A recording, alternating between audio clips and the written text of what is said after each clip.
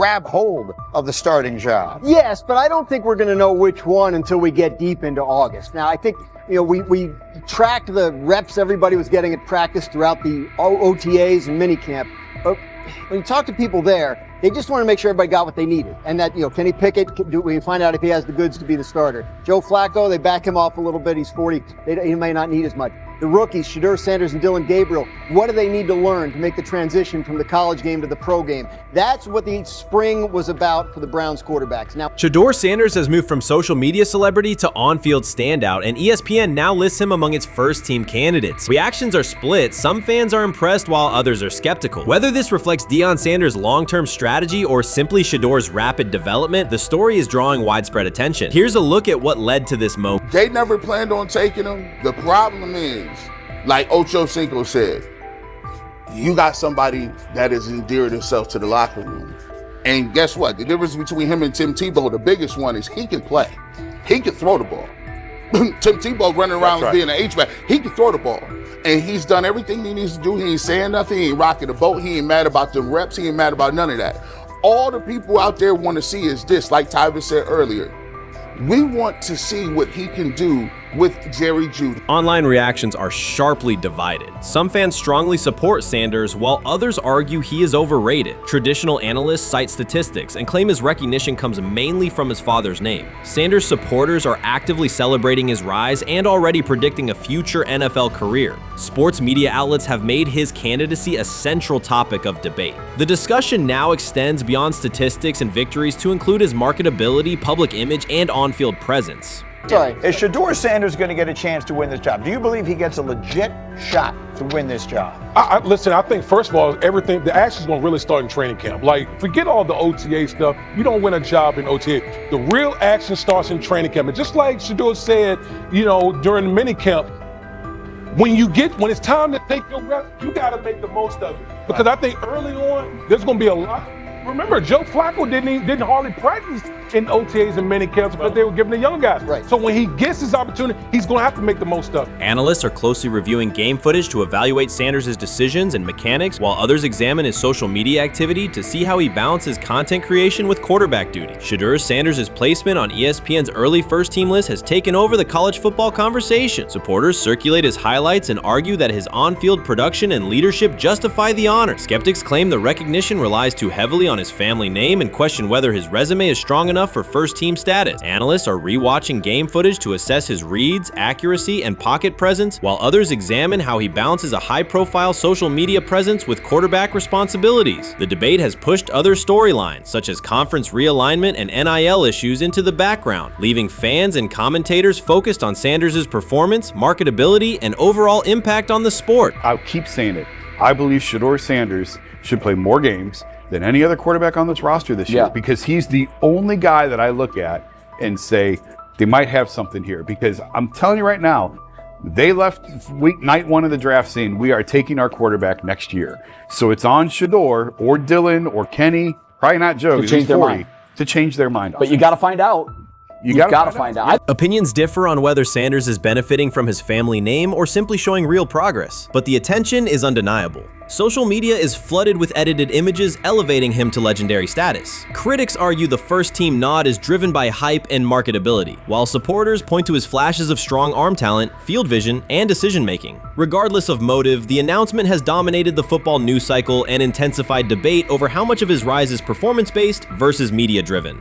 Highlight reels rarely show Sanders' turnovers, late-game mistakes, or inconsistent stretches. Being named to a first-team watch list suggests sustained dominance, something Sanders has displayed only in flashes. His selection appears driven as much by brand recognition and media appeal as by performance. ESPN's decision has intensified debate. Data-driven critics post statistics that question his resume, while passionate supporters predict awards and future NFL success. Commentators recall a time when first-team consideration required years of proven excellence. Yet many fans already see the announcement as confirmation that Sanders is on track for major college football honors. Shedeur Sanders has earned first-team reps when training camp commences later in July. I'm not saying like he's the first guy up when you do 11 on 11s, day 1, 2, 3, 4, 5 at training camp. I'm not necessarily saying that.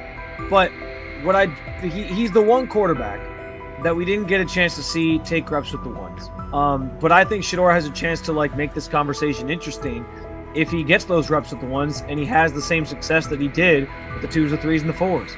I have confidence he can show you something, but I got to see it. We all got to see it before we can actually judge that. Some believe Deion Sanders is already preparing for an award ceremony, while others are furious, threatening to protest ESPN's credibility over Shedeur's first-team mention. Critics argue that honoring Sanders without a full season of elite play undermines college football standards. Supporters insist his performance and profile justify the recognition. The debate reflects a broader clash between traditional merit-based evaluation and modern brand-driven visibility. In today's landscape, first-team consideration is no longer only about statistics. It also involves marketability and audience engagement. Whether welcomed or rejected, Sanders commands attention and embodies the sport's shift toward both performance and personal brand. Shedeur is lighting it up in practice every day. You're not even a half bit curious to see what he could do with the ones. That makes no sense. And then on top of all of that, you got players going on podcasts and talking to people in the media saying this guy is really good. Like, this guy is legit. So even your peers respect you enough. How is it that the coaches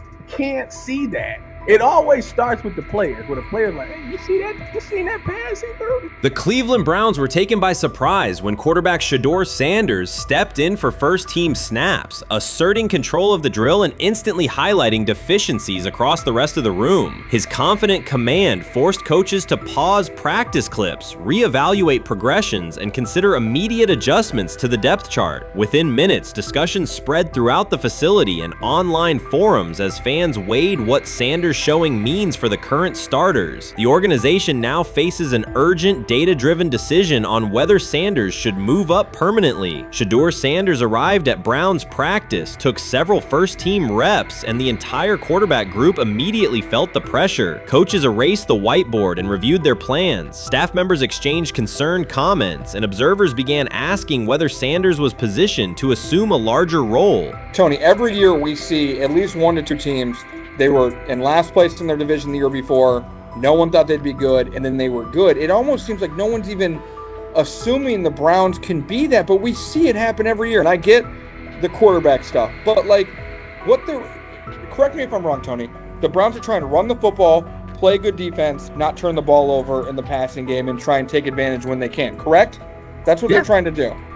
That was the 2020 offense. The Cleveland Browns are still searching for stability at quarterback. Deshaun Watson is yet to deliver consistent starter-level production that justifies his contract, and each game renews doubts about whether he can regain peak form. Behind him, rookie Dorian Thompson-Robinson shows promise but remains inexperienced and unpolished. Coaches are evaluating alternatives each week and may need to adjust the depth chart if progress stalls. The roster around them is built to contend now, so ongoing uncertainty under center is increasingly costly. As we talk about, we do believe in best player available. We do believe in positional value, and we didn't necessarily expect him to be available in the in the 5th round, and so we love adding competition to every position room and adding him to compete with the guys that are already in there. We felt like that was the appropriate thing to do. The Browns quarterback group is unsettled. Deshaun Watson has yet to provide the reliable, high-level play his contract demands, while rookie Dorian Thompson-Robinson remains promising but unpolished. Depth behind them consists mostly of veterans whose experience lies more in holding clipboards than leading offenses. The coaching staff needs an immediate answer, not a 3-year development project. Shedeur Sanders enters as that potential solution. At Colorado, he passed for more than 3,200 yards despite working behind one of college football's poorest offensive lines, consistently demonstrating poise, quick processing, and accurate ball placement under heavy pressure. Film shows steady reads and disciplined footwork, traits that offset concerns that his profile is built on family name or media attention. Cleveland viewed the signing as a low-risk, high-reward move. Early in camp, Sanders received a handful of first-team snaps intended merely as an evaluation. Those plays quickly changed practice tempo. The ball came out on time, receivers hit their landmarks, and the defense struggled to adjust. Coaches immediately expanded the review using phrases such as evaluate every option, an indication that the depth chart was no longer fixed. Watson sensed the scrutiny. Thompson-Robinson increased his urgency. Within minutes, competition in the quarterback room intensified. Sanders repeated that performance in subsequent sessions. His footwork remained clean, progression sharp, and throws firm and precise. Each strong rep forced staff to reassess the plan to keep him buried on the developmental track. The broader context magnifies the pressure. Cleveland's roster is built to contend now. Fans are weary of quarterback turnover, and the front office cannot afford another costly misstep under center. Around the league, rookie passers rarely wait multiple seasons anymore. Joe Burrow, Justin Herbert, CJ Stroud, and even late pick Brock Purdy established that precedent. If Watson opens the regular season and struggles, public calls for Sanders will grow, especially if the rookie flashes in preseason. Alternatively, another team could attempt to acquire him if Cleveland hesitates to elevate his role. Each scenario underscores the same reality. Sanders' emergence has turned a routine camp evaluation into a critical decision point for the franchise.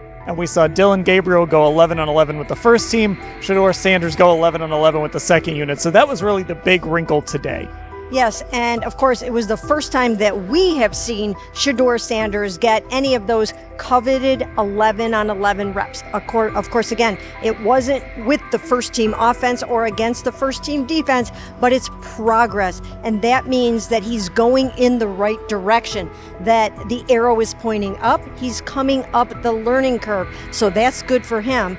And I actually thought just overall, he had a better day than Dylan had today. He completed more passes. He was more on point. In fact, in that 11-on-11 period, he threw a near touchdown.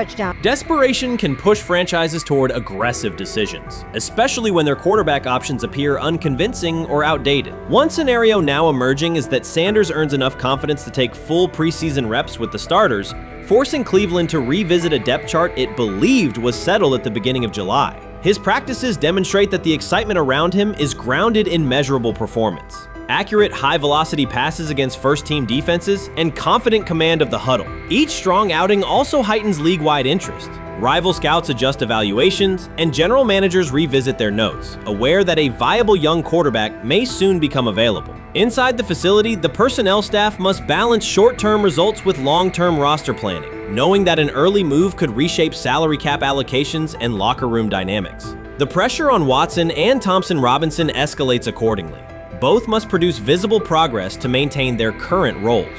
Cleveland's recent history shows how quickly promising quarterback situations can devolve into controversy.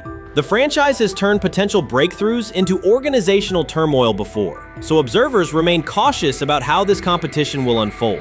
Shedeur Sanders doesn't ask for excuses. He hasn't blamed limited reps, patched together receiver groups, or fourth-string offensive linemen struggling against Cleveland's second-team defense. He shows up, works, and demonstrates why he belongs. On day 3 of Brown's training camp, for the first time since OTAs, he finally received something close to a fair opportunity. He lined up with the second unit during an 11-on-11 period and made the most of it. In 8 plays, he did what he typically does when given a chance. He executed. He went 2 for 2 on a quick series, finishing with a decisive throw to tight end Blake Whiteheart that immediately caught the sideline's attention. There was no hesitation in his drop, no unsettled feet, and no panic. Just firm, accurate timing and clean operation. It raised an obvious question. What has taken so long for the Browns to evaluate him with a functional group? The story isn't only about one throw, it's about the delay before it. Sanders has been the guy for most of his football life, commanding high school programs, starring in the Southwestern Athletic Conference at Jackson State, then operating under national attention at Colorado. For the first time, he's been told to wait. He has treated that reality as part of the job rather than a setback. He has prepared like a professional since the moment he arrived, and on the 3rd day of camp in heavy heat, he let the football represent his case. While coverage focused on the veteran presence of Kenny Pickett and Joe Flacco, Sanders made an impression with minimal volume. The difference with the second team was immediate. Protection held up, routes were on schedule, and progressions unfolded as designed. Within that structure, he looked like the quarterback who led efficient offenses at Jackson State and Colorado. Calm in the pocket, decisive in his reads, and accurate to tight windows. This was not simply a good practice period, it was a clear statement. He was not just operating the script, he was directing it. The timing was sharp, the reads were clean, and the seam throw to Whiteheart was a high-level anticipation throw, professional in placement and pace. The narrative around Sanders should reflect that when he is placed in a workable situation, his strengths are visible. Early work with 4th unit personnel included protection issues and unreliable spacing. With the 2nd unit, those variables stabilized and his work looked consistent with his resume. The performance supported a straightforward conclusion. The evaluation should move forward with higher quality reps. Sanders has been explicit about his approach. He does not request special treatment. He intends to be prepared so that when an opportunity appears, years, he can step in without a drop-off. He has said he wants to be ready for anything and not offer explanations after the fact. That mindset fits what teammates and coaches have observed. A quarterback focused on the assignment, not the conversation around it. The conditions were demanding: relentless sun, heavy humidity, and a practice tempo that stressed decision-making. Many players fatigued as the session wore on. Sanders did not show signs of rushing reads or forcing the ball. He managed the pocket, reset his base when necessary, and continued to deliver on time. The path he has taken, HBCU starter in the SWAC, then Power 5 starter under constant attention, has prepared him for compressed evaluation windows. He has been under scrutiny for years. The heat did not change his process. He moved defenders with his eyes, anticipated breaks, and stepped into throws with balance. The crowd was not chanting his name, and there were no ovations. That was irrelevant to the task. He is focused on the locker room and the staff, and he is building credibility the same way he did at previous stops, by being reliable when the ball is snapped. Quarterbacks coach Bill Musgrave has emphasized ignoring external noise and keeping attention on install, footwork, and timing. Sanders is familiar with the dynamic. He has been followed by cameras and commentary since his early teens. He has experience living with attention and still adhering to routine. Under heat, with a narrow set of snaps and multiple decision points, he stayed composed and effective. 2 speeding citations, 91 miles per hour in Brunswick and 101 miles per hour in Strongsville, became national items. General Manager Andrew Berry characterized the decisions as not smart and stressed that it's not only about driving fast, but about the safety of others. Sanders accepted responsibility, stated that he learned from the incidents, and said he would follow the rules. The attention to those citations did not alter his daily schedule or his practice preparation. He arrived early, stayed engaged, and kept the discussion centered on work. Away from the field, he spent time at Rainbow Terrace in Cleveland after a significant apartment fire, distributing supplies and checking on families affected by the incident. There was no formal media rollout around the visit. It was an instance of direct engagement with the community without publicity attached to it. That reflects the same approach he shows inside the building. Do the work first. Sanders treats each rep as if it might be his last for the day and his only chance to show a specific element on tape. He prepares for protections, cadence variations, route adjustments, and timing with a level of detail that compresses the learning curve. When he is not under center, he studies coverages from the sideline, charts plays, and reviews video before and after practice. He writes down the next day's calls so he can anticipate checks. He has referenced using virtual simulation tools to replicate snaps he does not receive physically. That is not a passive stance, it is an active attempt to reduce the distance between classroom and field. He is building relationships across the roster, not just with projected starters. He communicates with defensive backs to understand what they see and how they react to certain stems. He spends time with offensive linemen to align on cadence and protection calls. He connects with newer players away from the facility so that communication improves in practice. That is practical leadership, consistent, low visibility work that becomes obvious when the ball is snapped and the operation is smooth. 3 days into camp, a central question remains. Why hasn't he taken a first-team rep? Flacco has seen work. Pickett has seen work. Dillon Gabriel has been cycled in. Sanders has remained behind all 3 on the depth chart while producing efficient periods when provided stable support. Head coach Kevin Stefanskis has not publicly detailed the plan for distributing first-team snaps among the quarterbacks. When asked, Sanders answered that it is not his place to comment on rotation decisions. That response aligns with his day-to-day conduct, respectful, professional, and centered on the next assignment. The staff is managing a room with a Super Bowl MVP, a former first-round pick, multiple rookies, and a new set of combinations on the offensive line. That creates a set of decisions about exposure, pacing, and evaluation windows. Within that context, Sanders has presented a clear case for additional evaluation. He has shown he can execute the offense as designed when the variables are standard. Musgrave has a long-standing connection with the Sanders family through his time as a teammate of Deion Sanders in San Francisco. That familiarity supports direct communication. It does not guarantee anything about the depth chart, but it does help streamline teaching, feedback, and expectation setting. Inside the defensive back room, veterans such as Denzel Ward have provided perspective on timing, leverage, and eye discipline that Sanders has incorporated into his preparation. He is operating without the immediate family structure that defined his college environment. Away from his brother Shiloh and his father Dayon, he is managing his own housing, nutrition, recovery schedule, and all the smaller tasks that accompany an NFL NFL routine. Those adjustments matter because they influence consistency across a long camp. He has treated those responsibilities as part of the job rather than distractions, which is reflected in a steady daily approach. What he showed on day 3 with the second unit was not a surprise to those who have tracked his prior work. It was a continuation of a profile: efficient sequencing, clear timing, and consistent ball placement when protections and routes hold up.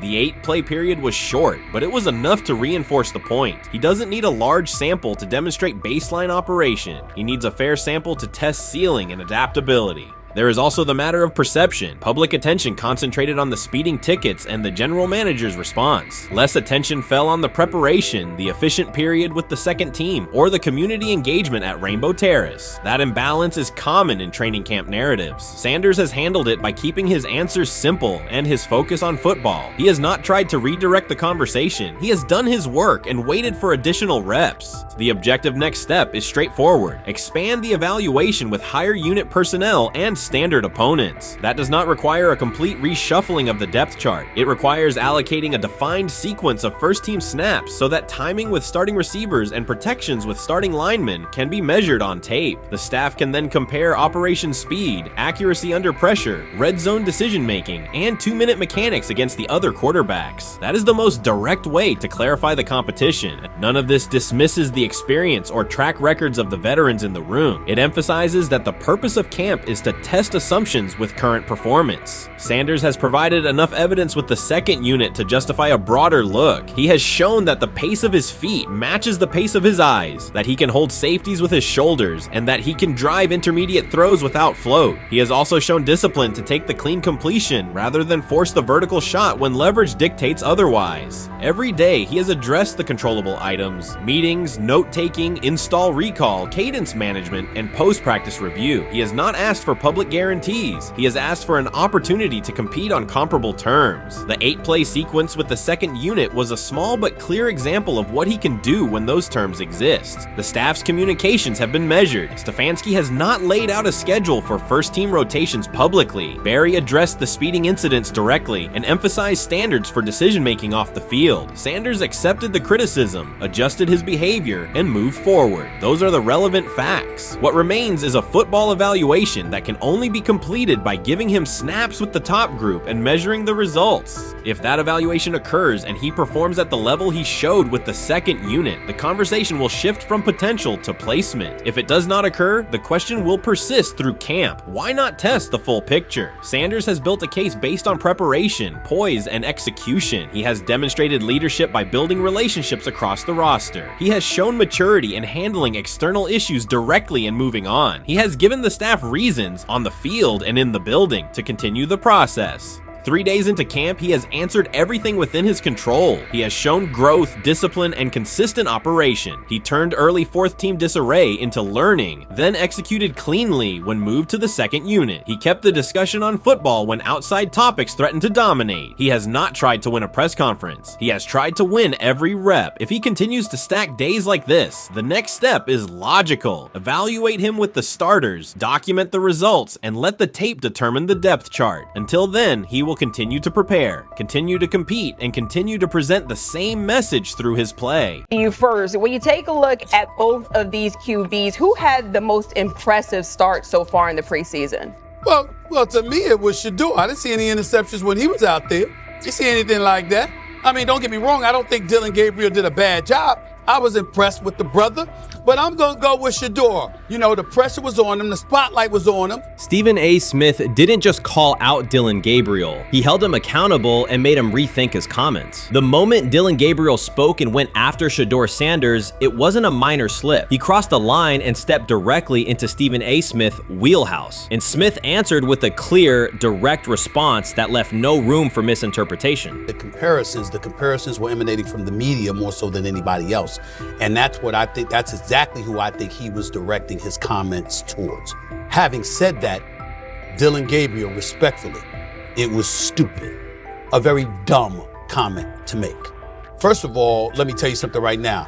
In every walk of life, far beyond the parameters of a football field. This wasn't casual sports commentary, it was a decisive critique. Dillon Gabriel's comments were taken apart by Stephen A. Smith with clear, direct points. Gabriel, a quarterback with solid stats but limited top-level achievements, chose to take a public shot at Shedeur Sanders. Shedeur, who has handled sustained media scrutiny and on-field expectations, became the target of an unnecessary criticism. Smith responded by challenging Gabriel's standing to make that claim and by defending Sanders on the facts. The outcome was clear. Gabriel overreached and Sanders didn't deserve the hit. Only Dan Orlovsky would sit up here in comparison to Shedeur Sanders, who did no such thing, and say, hey, thought he looked better. I thought, I got to give him the edge here. I thought it wasn't bad. A pick six and a fumble, and we can get over fumbles. Have you heard anybody say that? I know it's possible. Have you ever heard anybody say, get over? Stephen A. Smith responded immediately. As soon as Dillon Gabriel made his comments about Shedeur Sanders, Smith delivered a clear, point-by-point critique that drew national attention across the NCAA media cycle. Dillon Gabriel has a reputation as a good quarterback, not a dominant one. He can post strong numbers against opponents like Tulsa, but his performance has been inconsistent when the stakes in competition rise to playoff level. Well, those who produce get treated differently than those who don't. What he said echoes the mentality of all of America practically, and most certainly the world, as we see things being globalized more and more every day. It was a stupid, idiotic, immature comment, because clearly you were feeling the heat because a lot of people was talking about how Shedeur should be QB. Dillon Gabriel is a capable quarterback, but not a standout. Even so, he chose to talk down to Shedeur Sanders, a quarterback who has navigated constant scrutiny and pressure and still represents the future of a program that was struggling before he arrived. The comparison was weak. The criticism was unnecessary. Stephen A. Smith recognized that and dismantled Gabriel's argument with a clear, direct response. How the Browns react to this, how the locker room reacts to this, how Shedeur reacts to this, because it was a clear shot at Shedeur. But let's say Dillon Gabriel's talking about the media. How could you be a brand new quarterback in the NFL and the first time you get behind a mic after your first game, you throw the media under the bus? That's arrogance. Stephen A. Smith excels in moments like this. When Dillon Gabriel made his remarks about Shedeur Sanders, Smith responded with a focused, direct critique. He questioned Gabriel's standing to make that claim, noting that Gabriel has transferred between programs and has not been a Heisman finalist. Without theatrics, Smith laid out why Gabriel's resume doesn't justify taking public shots at Sanders. Smith's point was clear. Targeting Shedeur Sanders, a quarterback central to his program's future and consistently under intense scrutiny, was misplaced. Gabriel's criticism lacked the substance to support it, and Smith methodically showed why. Today on his 42nd I want you to be meaner. birthday. That's number one. Number two, after the game, the Browns head coach Kevin Stefanskis said there was a mix-up in the routes and that players were in the area that they shouldn't have been. Look at Stephen A's face. Look at Stephen A's face. Look at his face. Stephen A. Oh my Lord. The strength of Stephen A. Smith's response was that he didn't just address Gabriel's remarks. He challenged the image around him. Dillon Gabriel often presents himself as an overlooked contender ready to surprise. But the reality is that his profile hasn't commanded broad attention. It's a clear reminder that not every opinion carries equal weight. In defending Shedeur Sanders, Stephen A. was direct and precise. Shedeur isn't just a quarterback. He is Deion Sanders' son, which subjects him to scrutiny far beyond anything Gabriel has faced. Even under that pressure, Shedeur has maintained his composure, shown confidence, and delivered in key moments that helped revive a program many had written off. Stupidity, all of it. I thought it was a clear shot at Shedeur due to the fact that his Oregon coach threw a shot at Coach Prime and Shedeur during their meeting at Colorado last year. But you know what? The cream rises to the top. Let's see what happens this week. I see a lot of the media talking about they think it was about the media and not about Shedeur. And I think that's a chess move. For Dillon Gabriel to take shots at Shedeur Sanders was a miscalculation. Stephen A. Smith made the mismatch clear. Gabriel's attempt to shame Sanders was unnecessary and counterproductive. You don't target Deion Sanders' son when Deion has turned Colorado into primetime television. It underscored that Dillon Gabriel has often played with a chip on his shoulder because the spotlight hasn't followed him. He has been around long enough to compile numbers but not to earn broad respect. That's why going after Shedeur was misguided. Sanders, despite ups and downs, drives headlines. Gabriel's most notable headlines have been his transfers. Stephen A. Smith pressed that point without hesitation, challenging Gabriel's standing and leaving his argument looking like a forced throw that turns into a pick six. You know what? Still needs to thank me a little bit more for that restaurant I treated him and his family to, because it was big time, and stop embarrassing me by going places and trying to use coupons. That's how pathetic he is.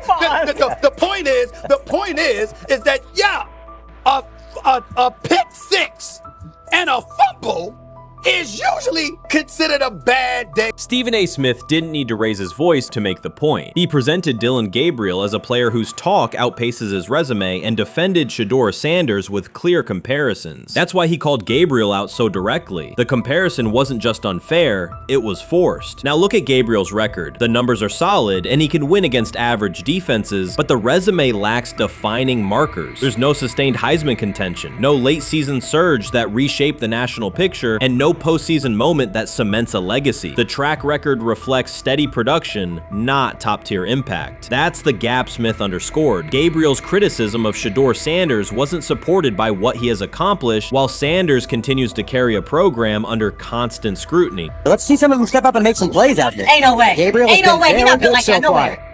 And this one is picked off and going back the other way. Oh my God, why did he stop playing? Now it's a foot race. And that is that. They told me bust out my AP, perfect timing. H-shot, we about to get legendary. Shedeur star the next game, baby.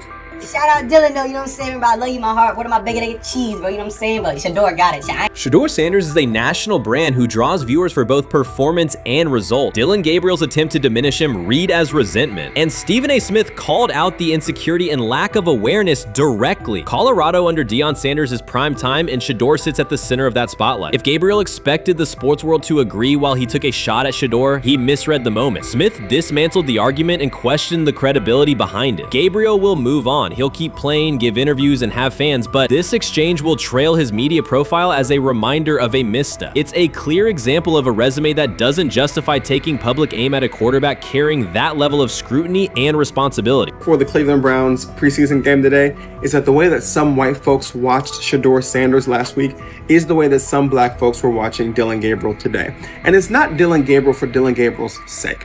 Most folks will have a problem with Dillon Gabriel. It's what he represents, which is the disrespect of a black person for no other apparent reason than they are a confident black person. Dillon Gabriel thought he was aiming up. Instead, he was placed back among quarterbacks who are good but not great. Stephen A. Smith made the central point. Dillon Gabriel doesn't shape the conversation. Sports are about narrative as much as numbers, and Gabriel's story doesn't move the culture, while Shedeur Sanders does. Smith highlighted that contrast clearly. By the end, Gabriel's credibility had taken a measurable hit. The critique was decisive and sent a broader message to any player considering public shots at Shedeur Sanders. If you step into that debate, you will be held to a higher standard and your resume will be tested. Dillon Gabriel learned that the hard way. They have never loathed college football itself. They have resisted the people determined to reshape it. When Deion Sanders, black, direct, unapologetic, walks into a room of power brokers and speaks with authority instead of deference, critics recoil. During his playing days, they complained about celebrations and gold chains. Now that he is a head coach, mentor, and father, they label him something more polite, but just as dismissive, a problem.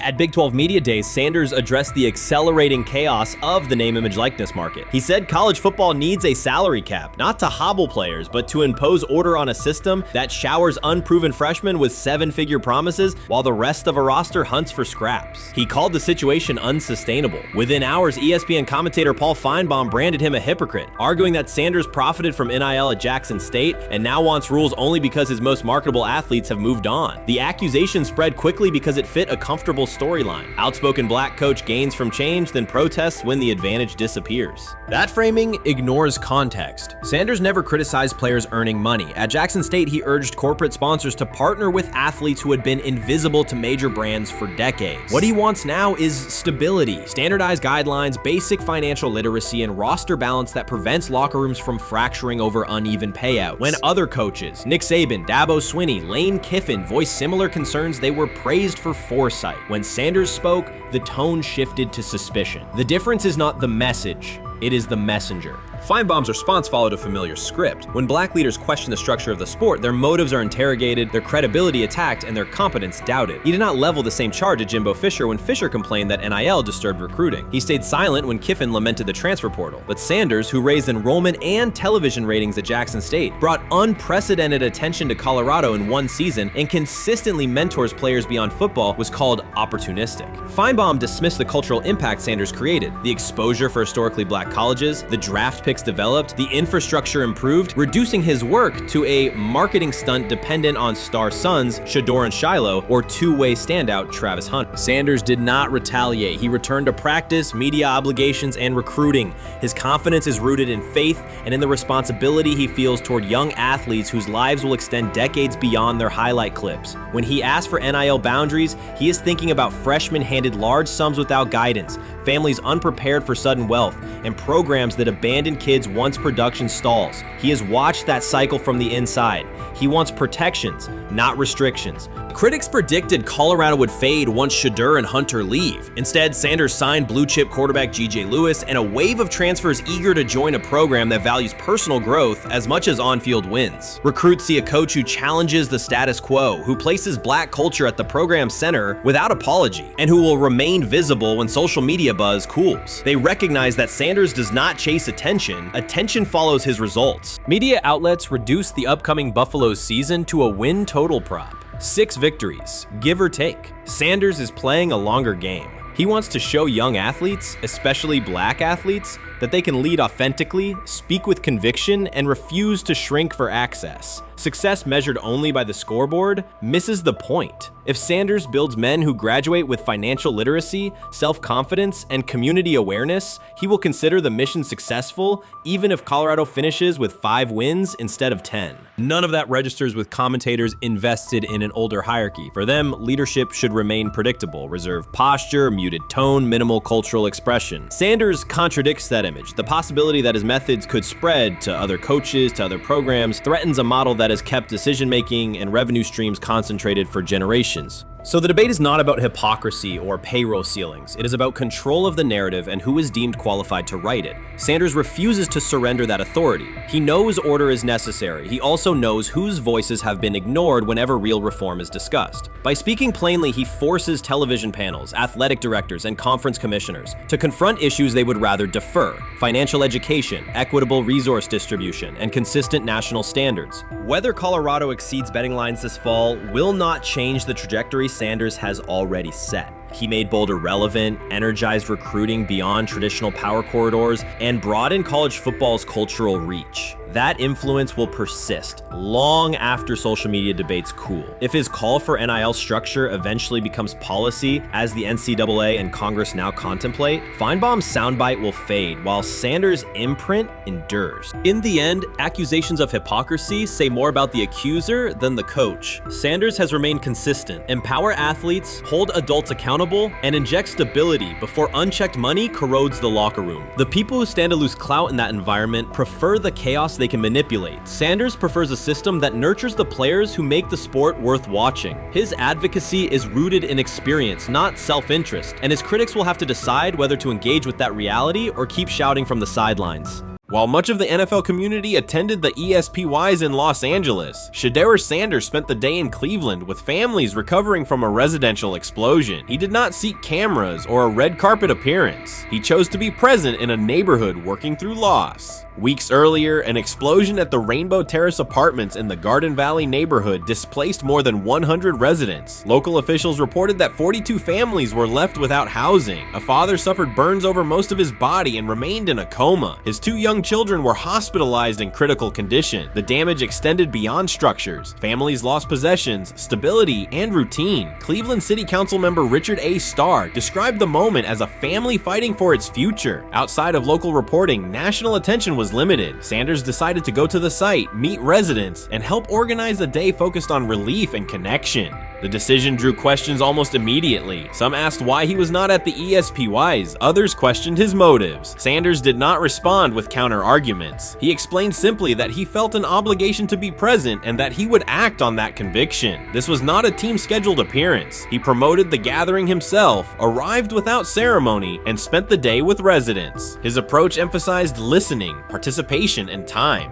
The event, which he called the Garden Valley Fun Fest, brought a large turnout over several hours. The purpose was straightforward: create space for families to reconnect and for children to play, even as recovery work continued. Sanders threw passes with kids on the blacktop, joined in games, and spoke with parents and grandparents about what they were facing next. He moved through the apartment complex and common areas with minimal staff support. Browns defensive lineman Michael Hall Jr. attended and interacted with residents as well. There were no speeches or staged moments. The focus remained on residents and their needs. Questions about visibility persisted as photos and short clips circulated online. Some criticism framed the visit as a substitute for a higher profile appearance in Los Angeles. Sanders kept to the same message. The priority was to support a neighborhood coping with displacement and uncertainty. He did not present the choice as a protest of any event. He presented it as the correct use of his day. When local media asked about his intent, Sanders said his goal was to provide families with a day of enjoyment and a reminder of community. He added that financial support can help, but that showing up in person also matters. Standing with people, listening to them directly, and offering time. The statement matched the structure of the day. He stayed on site, remained accessible, and left the focus on residents rather than on himself. The timeline mattered to him as training camp approached. Sanders did not connect the visit to his role on the depth chart or his draft position. He kept references to football confined to preparation, learning the playbook, protections, cadence, and timing, seeking guidance from veterans, including Joe Flacco, and staying ready for opportunities when they come. He has repeated that he has time to grow and intends to use it to learn the system and earn trust. The visit did not alter those priorities. He returned to his regular schedule the next day. Since arriving in Cleveland, Sanders has treated community work as part of his responsibilities. Before his jersey went on sale, he visited schools, including John Marshall High School, speaking with students about goals, accountability, and effort. He set public objectives confidently, such as long-term aspirations for the franchise, but paired them with routine work in the building, meetings in stall, film, and on-field reps. The day at Rainbow Terrace fit that pattern. Identify a need, show up, contribute, and avoid unnecessary attention. For residents, the FunFest provided a brief reprieve from ongoing challenges: housing transitions, school logistics, medical appointments, and the paperwork that follows an emergency. For teammates and staff who observed, it was an example of a rookie investing time locally without seeking a headline. For Sanders, it reinforced how he plans to operate in Cleveland: be consistent, be present, and let actions speak. The setting at Rainbow Terrace underscored the scale of recovery ahead. Families described the first weeks after the explosion: nights in temporary housing, efforts to replace clothing and essentials, coordination with agencies and community groups. Sanders moved from group to group, speaking with parents about their immediate needs, greeting elders who came to watch the activities, and encouraging kids who wanted to throw a football, run races, or take a photo. He kept the schedule flexible so residents could arrive and leave as they were able. Community partners and volunteers handled tables for supplies, simple games, and refreshments. There were no sponsor banners or organizational pitches. Residents organized as they usually do, checking on neighbors, guiding children, and sharing updates. Sanders' role was clear: participate, make time, and listen. The presence of a recognizable player brought energy, but the purpose remained practical: create a normal afternoon in a place that had not felt normal since the blast. Online reaction covered the full range of opinion. Some posts praised the decision and the event's tone. Others questioned why a rookie would skip a high visibility awards show. Sanders did not try to manage that conversation. He maintained the same explanation. He chose to spend the day where he believed he could be useful, and then he returned to his football schedule. The approach was consistent with how he addresses other topics: answer directly and move on to the next task. The same measured approach appears in his preparation for camp. Sanders has not asked for public guarantees about reps. He has focused on install recall, cadence, and protection IDs, route timing, and situational work. He has sought input from veterans, thanked teammates who have provided guidance, and spent time with receivers and linemen to align on communication. Coaches have emphasized that the quarterback competition is a process, and Sanders has accepted that framework. His emphasis remains on readiness. None of this overshadows the experience and resumes of other players on the roster. It does provide a clearer picture of how Sanders operates as a professional. He separates off-field actions from promotional efforts. He keeps football preparation focused on what he can control. He communicates with teammates across position groups so that timing and expectations are shared. He does not try to steer attention in his favor. He tries to make steady progress. The day in Garden Valley was one example. He arrived without a speech, stayed for hours, and left without an announcement. He did not ask for recognition. He offered time. Residents responded in kind. Kids lined up for catches and races. Parents and grandparents asked about camp and wished him well, and neighbors coordinated rides and schedules around the event. The atmosphere felt like a neighborhood gathering, not a media production. Local leaders who were present or who spoke later emphasized that recovery will take months. Families will continue to navigate housing, healthcare, and daily logistics. Events like the Fun Fest do not resolve those issues, but they help sustain community connections and morale. Sanders' contribution was to create a space for that to happen and to treat the day with the same seriousness he applies to practice, plan, execute, and keep the focus where it belongs. As the preseason approaches, Sanders will continue to compete for opportunities on the field. He has said he will be prepared when called upon, and that he understands the importance of mastering details before focusing on outcomes. The organization will make decisions based on evaluation, and he will accept the results while continuing to improve. The off-field choices will remain consistent, identify needs in the city where he lives, and contribute in direct, practical ways. The core elements are simple. A neighborhood suffered a significant loss. Residents faced immediate and ongoing challenges. A rookie quarterback chose to spend a day there, without a press conference, without a schedule of talking points, and participate in a community-led event designed to give families a break and remind children that play still has a place. He provided presence, not a headline. He listened more than he spoke. He returned to work the next day. In a league and media environment that often prioritize visibility, Sanders made a different choice. He kept attention on people, not optics. He placed value on time spent in person rather than on appearances. He continued to build trust in the locker room and in the city through steady conduct rather than declarations. That approach, measured, direct, and consistent, will shape how he is viewed in Cleveland as much as any public statement could. The outcome of his football career will be decided on the field by installations learned, reads made, throws delivered, and games played. The outcome of his role in the community will be measured by smaller, quieter moments. Afternoons like the Fun Fest, school visits, and unannounced stops where listening matters more than being seen. For Cleveland residents at Rainbow Terrace, the takeaway from that day was straightforward. Someone who represents their team showed up, stayed, and participated without fanfare. For Sanders, it was the same. Do the work in front of you, whether that is a practice period or a neighborhood event, and keep the focus on the people who are affected most. What it is that they're doing is they're treating Shedeur Sanders like a 5th round pick. Right? We're not covering every 5th round pick in the NFL hoping that he gets an opportunity to be the starter on day one.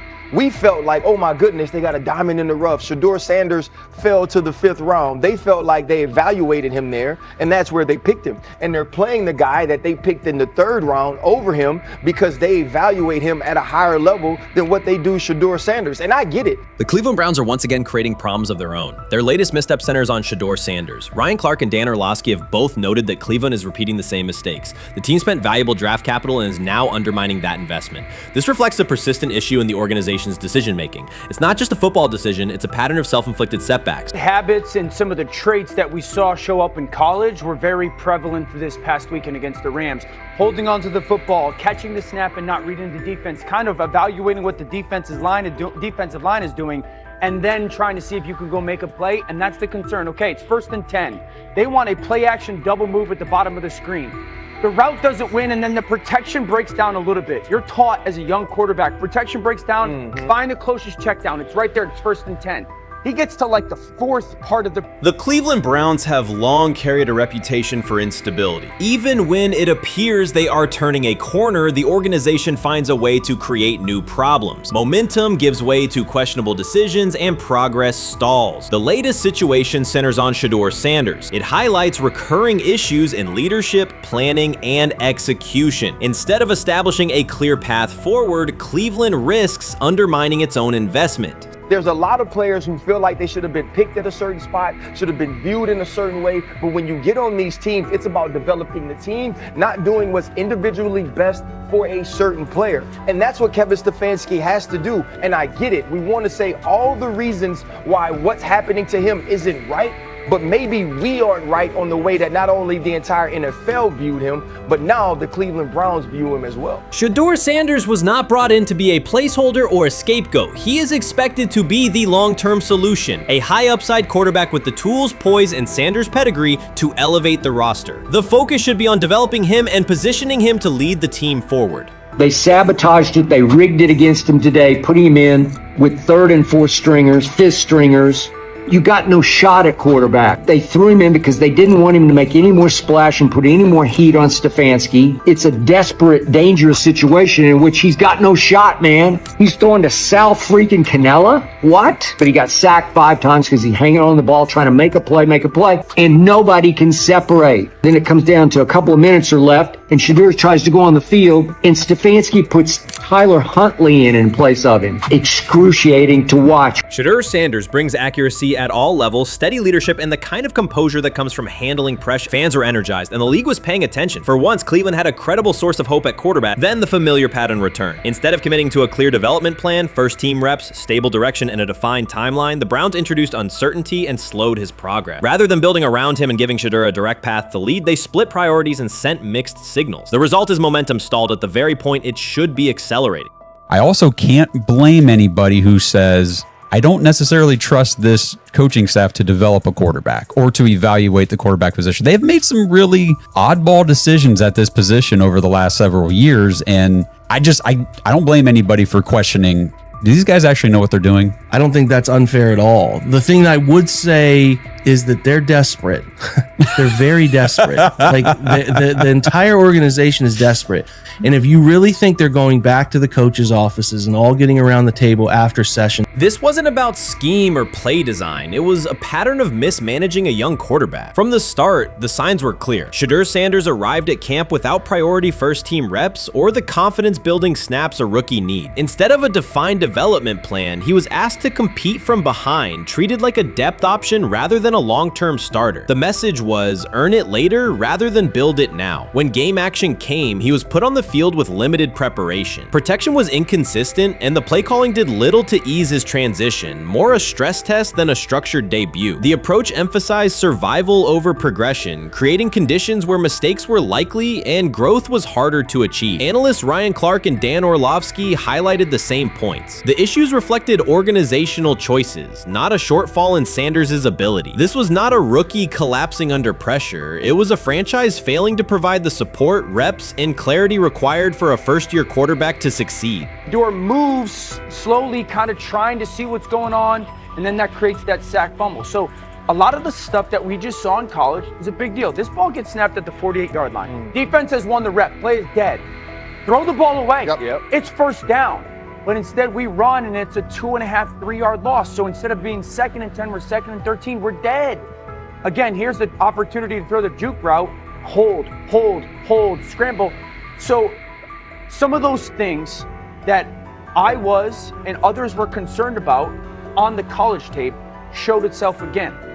This is not the end of the world, though. This is part of his development. Cleveland managed to take a highly promising rookie and within weeks put him in a position where he looked unprepared. Ryan Clark called out the core issue. A first-year quarterback cannot succeed without protection, clear situations, and a controlled environment. Dan Orlovsky added that when a young quarterback isn't given structure, support, or coherent schemes, you're not evaluating ability, you're manufacturing failure. That's what happened to Shedeur Sanders. Browns fans weren't just disappointed with the results, they were alarmed by the process. This is a fan base familiar with quarterback missteps, yet even they recognize the pattern. A talented prospect subjected to poor planning and inconsistent guidance. After one preseason setback, the conversation shifted toward maybe Shedeur isn't ready instead of examining coaching, play design, and preparation. The reality is clear. The question isn't whether Sanders is ready, it's whether the Browns were prepared to develop and support him. Well, that would be a nice exit strategy because he would come up as doing Shedeur a favor. Like one's got to go, right?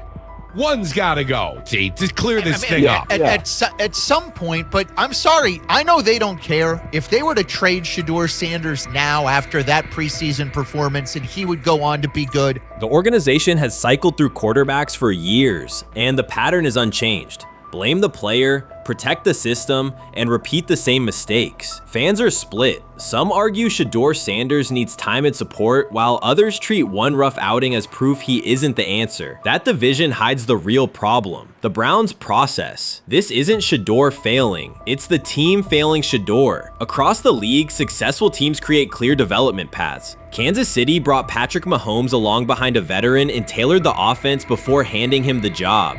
Houston committed to CJ Stroud, built around his strengths, and let him grow with consistent direction. Smart teams invest, protect, and show belief. Cleveland did the opposite with Shedeur: uneven reps, inconsistent protection, and unclear plans. Then question the outcome. That's not development, it's organizational mismanagement. These players have played a tremendous amount of football. Right. And I remember last year when Bo Nix came out of Oregon, we talked about all the easy throws Oregon creates. Right. The level of the skill players that are around him. And then we watched Bo Nix acclimate to the NFL game extremely quickly. I see a lot of those same traits in Dillon Gabriel. He gets the football out of his hands. He takes the throw that's available to him. He plays on time. And part of whether or not you get an opportunity to get on the field is the people that you're competing against. And I don't mean this in any disrespectful way to Shedeur, because I'm not only a fan, it's somebody I want to see succeed. The Browns will likely present this as part of a deliberate development plan, tough standards, resilience building, and testing a rookie under pressure. In practice, it isn't development. It's a damaging approach that undercuts growth. The organization has not shown a consistent model for nurturing young talent, and Ryan Clark and Dan Orlovsky highlighted that publicly. After Shedeur Sanders stumbled in a preseason game, the reaction was immediate. Headlines, polarized fan takes, and sweeping conclusions about his readiness. The front office offered little acknowledgement of the conditions he was placed in. Clark's point was direct. You do not evaluate a rookie by how he looks in a setup designed for failure. You evaluate him when he's properly supported. Orlovsky explained how poor coaching choices, protection, sequencing, and role clarity can quickly erode confidence and stall development. The issue was not Sanders' ability, it was Cleveland's process, which appeared disorganized and unprofessional for an NFL operation. So before your final year at Miami, there's a lot of conversations revolved around Shedeur Sanders. Obviously, I'm assuming you guys have a great relationship, some of the clips you've seen and stuff like that. What is it like for you to have like this rivalry with Shedeur? I don't have a rivalry with him.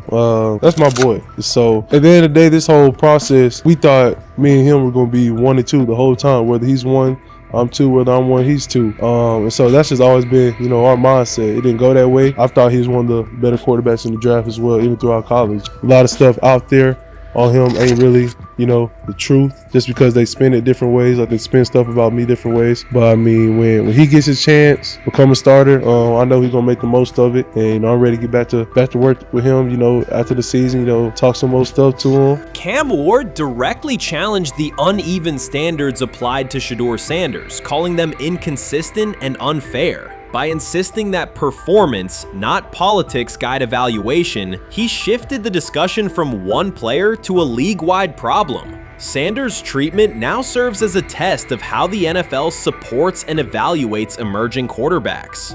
I feel a special relationship with him, especially me. First getting to know him 5 years ago when I started working with him. But it did surprise me because he's a good quarterback. It doesn't get a lot of credit that he deserves. Especially the plays that he made in Colorado. A lot of quarterbacks and coaches are making those plays. So When he gets his opportunity, I'm pretty sure it happens soon today, that he'll make sure, he'll make plays on the field. Because Cam Ward's public challenge to the treatment of Shedeur Sanders brought the issue into clear view. For months, discussion around Sanders has centered on his profile, major compensation, a prominent Nike deal, and the expectation to stabilize a struggling franchise. Rather than a standard evaluation of a top prospect, he has faced sustained skepticism from analysts, fans, and league voices. Ward's comments underscored that the standards being applied to Sanders diverge from those used with other rookies. By stating it directly, he did more than support another quarterback. He identified a broader problem in how the league responds to young players with significant visibility. The takeaway is direct. Assessments should reflect on-field performance and development, not external narratives. generational talent. I'm gonna prove him right. I'm gonna prove him right, don't worry. Oh my God. An article came out today, I'm generational. So I guess it's article versus article. I like that you think that, man, but we all know the truth.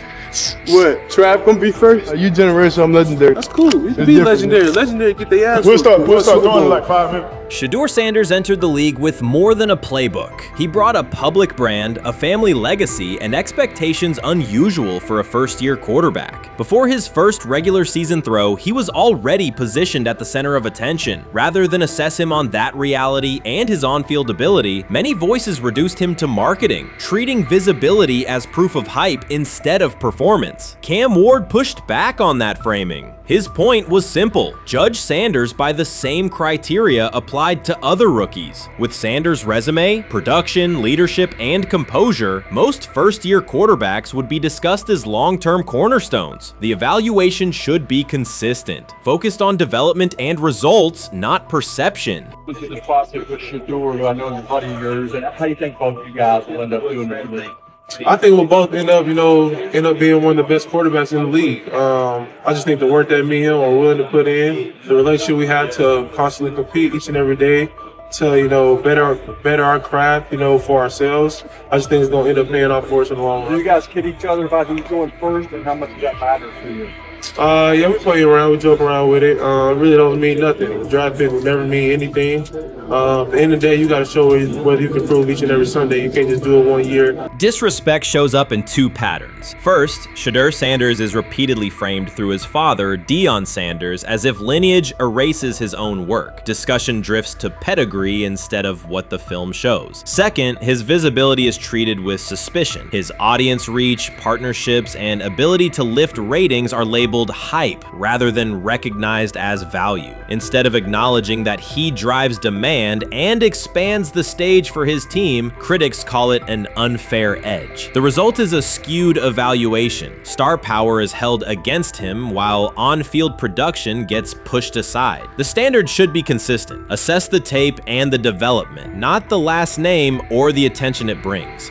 Well, Ward were microfacts. Cam Ward's remarks went beyond defending Shedeur Sanders. They confronted how the league manages star power. The reality is simple. The NFL markets visibility, but resists it when a player doesn't follow the expected script. Rookies are supposed to be quiet, deferential, and grateful for limited leverage. Sanders arrived with leverage, brand reach, major endorsements, and confidence. And that presence was recast as entitlement. Instead of treating those factors as earned advantages, much of the commentary used them to diminish him. Ward called out that contradiction. The same influence the league sells to audiences is criticized when a young player exercises it. His point is a standards problem, not a personality dispute. Evaluate Sanders on his preparation, leadership, and results. Don't penalize him for having a platform or for using the leverage that the modern NFL itself helps create. Now it sounds like the Cleveland Browns are going to all but imprison Shedeur Sanders in the football sense of a very talented rookie quarterback who obviously needs reps, needs an opportunity, and who now, barring some miraculous luck, will not get the opportunity to play in a single real game. I'm sure many around the NFL are celebrating as we speak. They are chuckling about this. Many in the NFL wanted to teach Shedeur and his daddy. Cleveland became the center of the conversation. With Shedeur Sanders attached to a major Nike partnership, the expectation was straightforward. He should be given real game reps. The Browns instead leaned on Joe Flacco as the default choice, treating stability as the safer path while sidelining a quarterback with clear cultural and commercial pull.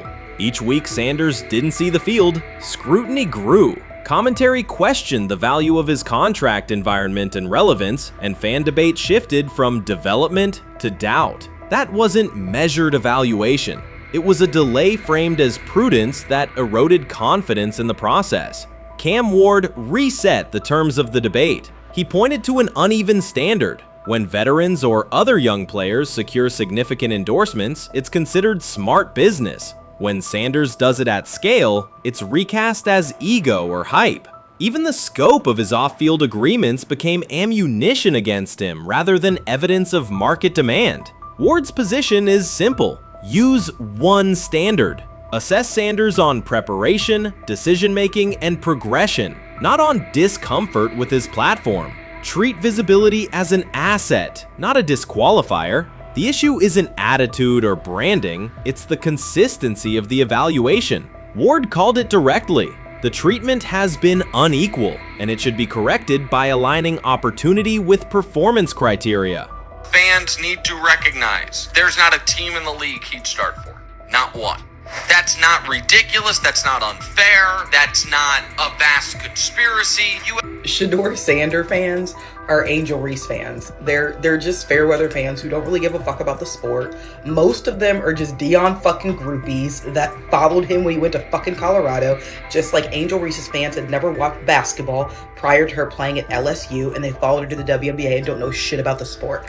That's it. Now Dion fucking groupies are running around acting like, oh, this is payback to his dad. The timing is pivotal. Shedeur Sanders isn't trying to blend into the league's background. He's shaping the agenda. He drives debate segments, fuels short-form highlights, and moves merchandise at a pace most rookies never approach. By the metrics that define modern attention, he is the draw. Yet, a segment of observers continues to undercut him, not because of shortcomings on tape, but because of discomfort with how prominent he already is. Cam Ward put words to what many could see. Coverage around Sanders has been filtered through reaction to his visibility, rather than a clear read of his performance and growth. The market has already weighed in. Demand is real, not manufactured. Nike's record-level rookie endorsement aligned with that reality, signaling long-term value and cultural reach. This exposes a core contradiction. The NFL depends on star power to sell tickets, fill stadiums, and boost ratings, but it resists stars who set terms on their own. Visibility is celebrated until a player exercises it. The fix is straightforward. Apply one standard. Evaluate Sanders on preparation, decision-making, and results, and treat his platform as the asset it is. If the league benefits from his presence, its evaluation practices should reflect that same reality, consistently and without penalty for scale.